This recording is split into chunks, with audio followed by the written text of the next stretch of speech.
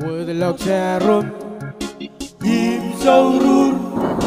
Yimek ketutup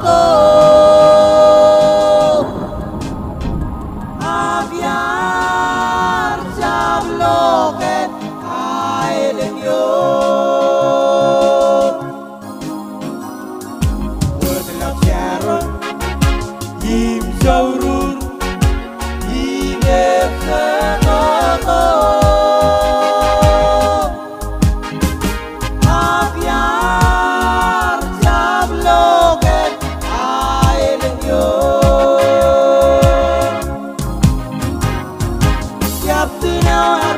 Kampajina lengyo Eperancan maidi Bajayo yartota liwaidigo Eperancan lady Yaptino harbigo kampajina lengyo Eperancan maidi Pajayo yartota liwaidigo Eperancan lady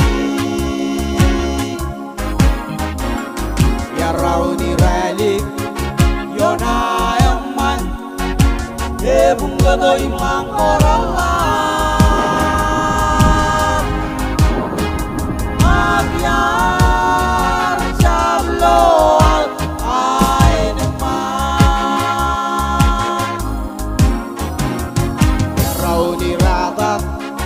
Yona yaman Ebunga imang oralan Abiar jablo aineman Wailar yo artai gitangi dincingo Eperancan tinggi Selarolar kacim sobe problemku Ebena erkep dilelegi Wailar yo artai gitangi dincingo Eperancan tinggi Selarolar kacim sobe problemku Ebena erkep dilelegi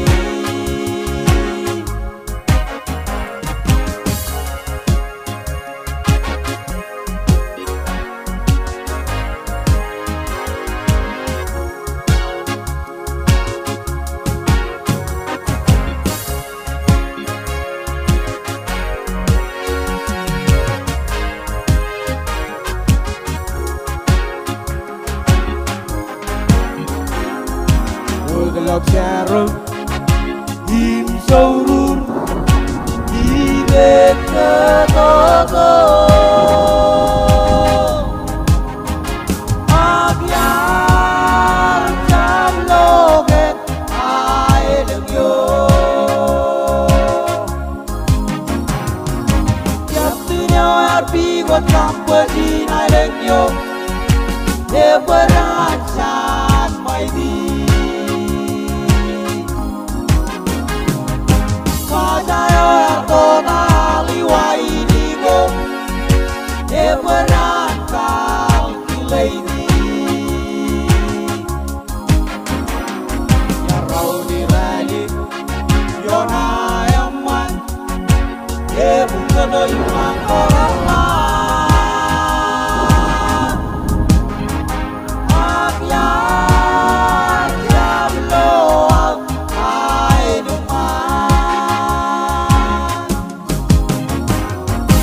Wailar yo yartai gitangi dincingo